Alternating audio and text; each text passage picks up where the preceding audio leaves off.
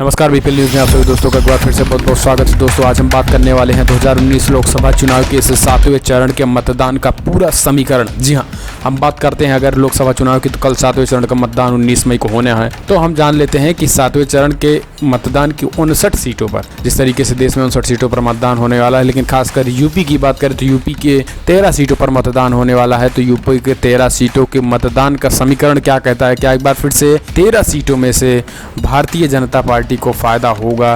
क्योंकि 13 सीटों की बात करें तो 2014 के हुए लोकसभा चुनाव में 13 सीटें भाजपा के खाते में गई थी। जी हाँ, 2014 के हुए लोकसभा चुनाव में 13 की 13 सीटें भाजपा और अपना दल के खाते में गई थी। यहाँ पर ना तो सपा, ना बसपा, ना कांग्रेस, किसी का भी खाता नहीं खुला था। तो क्या इस बार भी 2019 के इस लोकसभा चुनाव में सपा बसपा का खाता नहीं खुलेगा?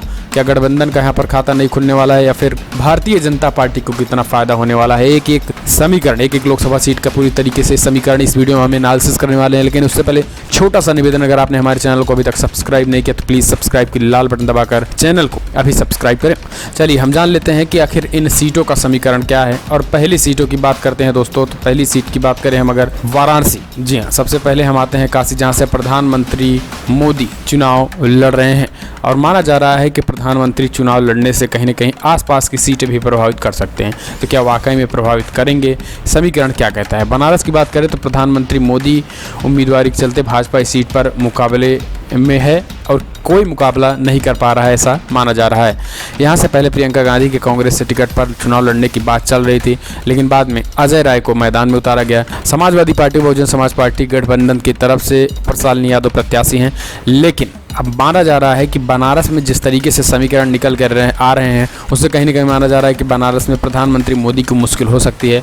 हालांकि यहाँ पर पीएम मोदी की सीटें फंस तो गई हैं, लेकिन यहाँ पर निकलती हुई बीजेपी की दिखाई दे रही है। प्रधानमंत्री मोदी बनारस में निकलते हुए दिखाई दे रहे हैं। क्योंकि अगर बात करें हम समीकरण की, तो समाजवादी पार्टी और बहुजन समाज पार्टी के गठबंधन को भी अगर मिला दिया जाएगा तो 2014 के लोकसभा चुनाव में फिर भी पीएम मोदी जितना वोट पाए थे उसमें पूरे विपक्ष को मिला दिया जाए तो उतनी सीट नहीं हो पाते थे।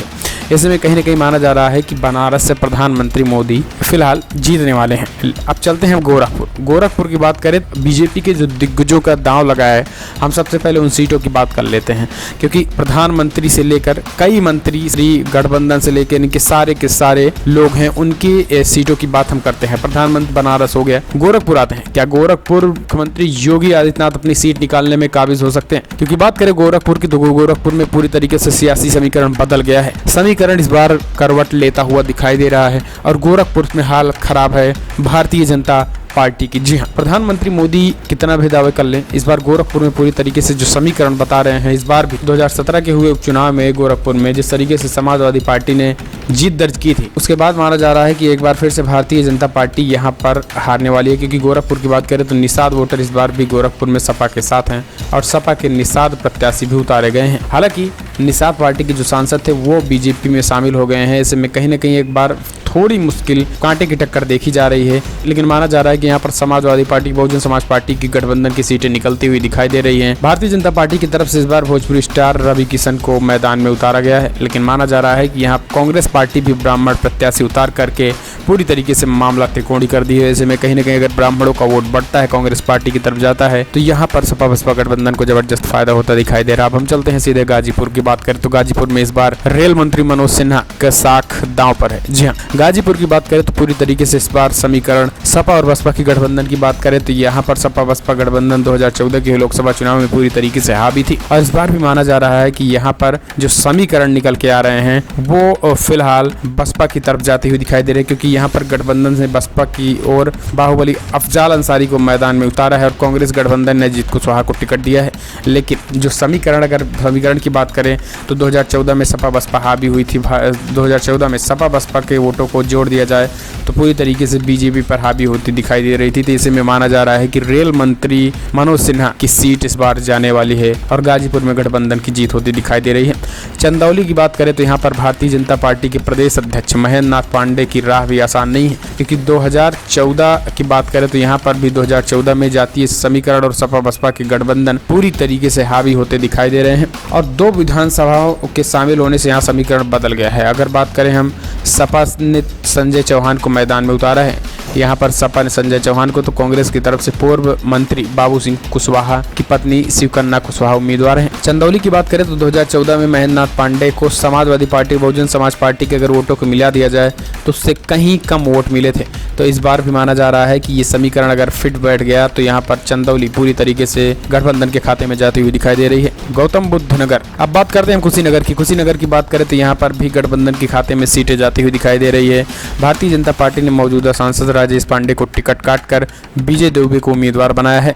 ऐसे में एक बार फिर से वहां पर बगावत के सुर अब भारतीय जनता पार्टी में ही दो फाड़ हो गए हैं। ऐसे में कहीं न कहीं बीजेपी की टूटने की वजह से सपा बसपा गठबंधन को फायदा होगा। जो अगर हम गठबंधन की बात करें तो सपा ने यहाँ पर नथुनी प्रसाद कुशवाहा को उम्मीदवार बनाया है, और लोकसभा चुनाव की बात करें तो कांग्रेस पार्टी ने यहाँ पर आरपीएन सिंह को मैदान में उतारा है। तो कहीं न कहीं एक बार फिर से यहाँ पर कांटे की टक्कर मानी जा रही है। अगर कुशीनगर की बात करें तो यहाँ पर भी गठबंधन फायदा होता दिखाई दे रहा है 2014 के समीकरण के मुताबिक। अगर हम बात करें बिहार की सीमा से सटे देवरिया सीट की, तो देवरिया सीट पर इस बार मुकाबला भाजपा के प्रदेश अध्यक्ष रमापति त्रिपाठी और बसपा के विनोद जायसवाल के बीच है। कांग्रेस ने पिछले चुनाव बसपा से लड़ा निजात अहमद को टिकट देकर। अगर बात करें देवरिया सीट तो कलराज मिश्र के खाते में गई थी, लेकिन यहाँ पर रमापति त्रिपाठी को मैदान में उतारा है।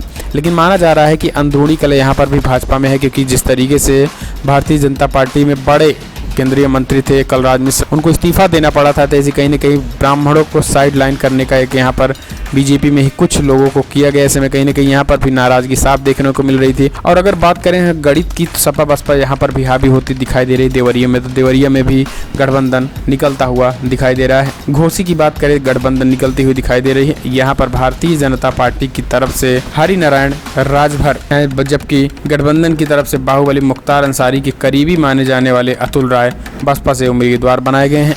कांग्रेस ने सांसद बालकृष्ण चौहान को मुकाबले में उतारा है, लेकिन गठबंधन यहां से निकलती हुई दिखाई दे रही है। सलेमपुर की बात करें तो सलेमपुर सीट भी गठबंधन के खाते में जाती हुई दिखाई दे रही है।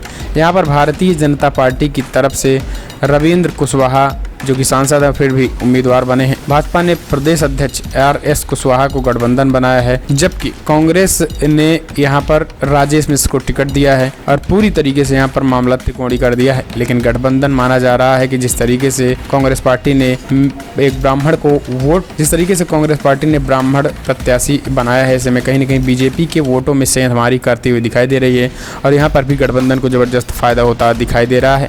बलिया सीट की बात करें तो बलिया में पूर्व प्रधानमंत्री स्वर्गीय चंद्रशेखर का गढ़ माना जाता है। यहाँ पर भी बीजेपी में भीतर घात होती दिखाई दे रही है, क्योंकि जो वर्तमान सांसद है उनका टिकट काटकर भदोही के सांसद बीरेंद्र सिंह मस्त पर बीजेपी ने दांव खेला है। तो कहीं न कहीं समाजवादी पार्टी की बात करें तो यहाँ पर सपा से पूर्व विधायक सनातन पांडे को उतार दिया है। गठबंधन की तरफ से ब्राह्मण प्रत्याशी होने के कारण यहाँ पर सीटें मानी जा रही है बीजेपी को नुकसान होने वाला, और फिर से यहाँ पर भी गठबंधन की सीटें निकलती हुई दिखाई दे रही है बलिया से। मिर्जापुर की बात करें तो यहाँ पर केंद्रीय मंत्री और अपना दल की उम्मीदवार अनुप्रिया पटेल यहाँ पर लड़ाई में है। और अगर बात करें गठबंधन की तो सपा के टिकट पर भदोही से भाजपा सांसद रामचरित निषाद को उतारा गया है। कांग्रेस की बात करें तो यहाँ पर फिर ललितेश त्रिपाठी पर दांव लगाया है। अगर यहाँ पर बात करें तो कांग्रेस पार्टी ने एक बार फिर से ब्राह्मण चेहरे को उम्मीदवार बनाया है, तो कहीं न कहीं भारतीय जनता पार्टी के वोटों में सेंधमारी कर सकते हैं।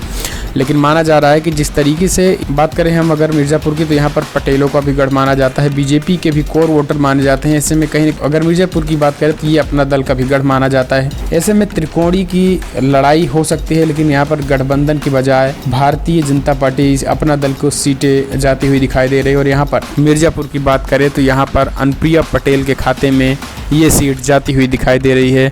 अगर समीकरण की बात करें तो सपा बसपा से ज़्यादा यहाँ पर वोट मिले थे 2014 के हुए लोकसभा चुनाव में। गोरखपुर जिले की बात करें तो बांसगांव सुरक्षित सीट पर भाजपा सांसद कमलेश पासवान जीत की हैट्रिक लगाने की उम्मीद से उतरे हैं।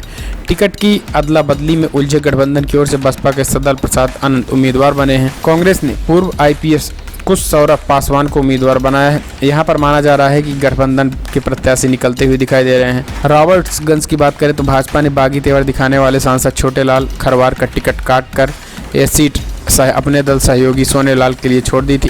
अपना दल ने यहां से पकौड़ी लाल पर दांव लगाया है। 2009 में सपा से सांसद रहे पकौड़ी लाल चुनाव में तीसरे नंबर पर थे। सपा ने भाई लाल कौल को टिकट दिया था वहीं कांग्रेस से भगवती प्रसाद चौधरी मैदान में हैं, लेकिन रॉबर्ट्सगंज भी एक निर्णायक भूमिका में है और यहाँ पर गठबंधन पूरी तरीके से निकलती हुई दिखाई दे रही है। तो हम कह सकते हैं कि भारतीय जनता पार्टी को इन 13 सीटों में 3 सीटें मिल सकती हैं, जबकि गठबंधन को 10 सीटें मिलती हुई दिखाई दे रही हैं। जी हाँ, तो इस वक्त का जो बड़ा सर्वे, बड़ी सियासी समीकरण निकल के आ रहा है दोस्तों, यहाँ पर भारतीय जनता पार्टी को महज 3 सीटें मिलती हुई दिखाई दे रही हैं, जबकि गठबंधन के खाते में 10 सीटें जाती हुई दिखाई दे रही हैं। 2014 के लोकसभा चुनाव की बात करें तो भारतीय जनता पार्टी के खाते में अपना दल को मिलाकर 13 की 13 सीटें थी, लेकिन इस बार माना जा रहा है कि अपना दल के खाते में 1 सीटें और 2 सीटें बीजेपी के खाते में जाने वाली है। तो ऐसे में कहीं न कहीं भारतीय जनता पार्टी को लग रहा है 10 सीटों का जबरदस्त नुकसान इन 7वें चरण के मतदान में यूपी से केवल।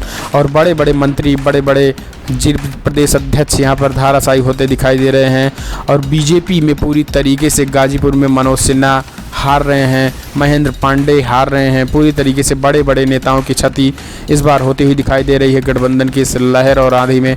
जी हाँ, तो इस वक्त की बड़ी खबर, बड़ा सर्वे, 7वें चरण के मतदान में बीजेपी को महज 3 सीटें मिलती हुई दिखाई दे रही हैं, जबकि समाजवादी पार्टी, बहुजन समाज पार्टी की इस गठबंधन के खाते में 10 सीटें जाती हुई दिखाई दे रही है।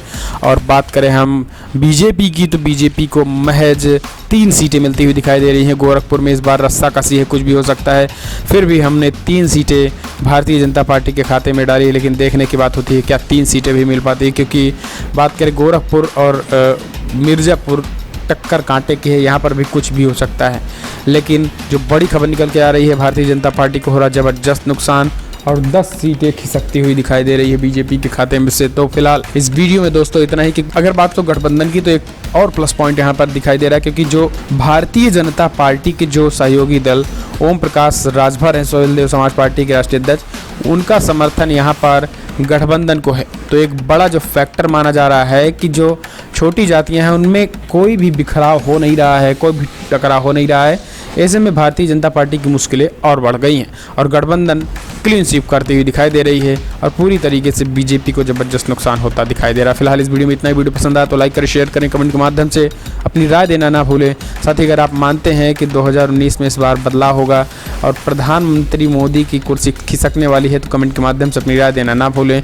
साथ ही गठबंधन को आप कितना देखते हैं, क्या वाकई में 13 में से 10 सीटें से ज़्यादा मिलने वाली हैं गठबंधन को, या फिर 10 सीटें मिलने वाली हैं? समीकरण या सर्वे आपको क्या लगता है, सही है या फिर नहीं? कमेंट के माध्यम से अपनी राय देना ना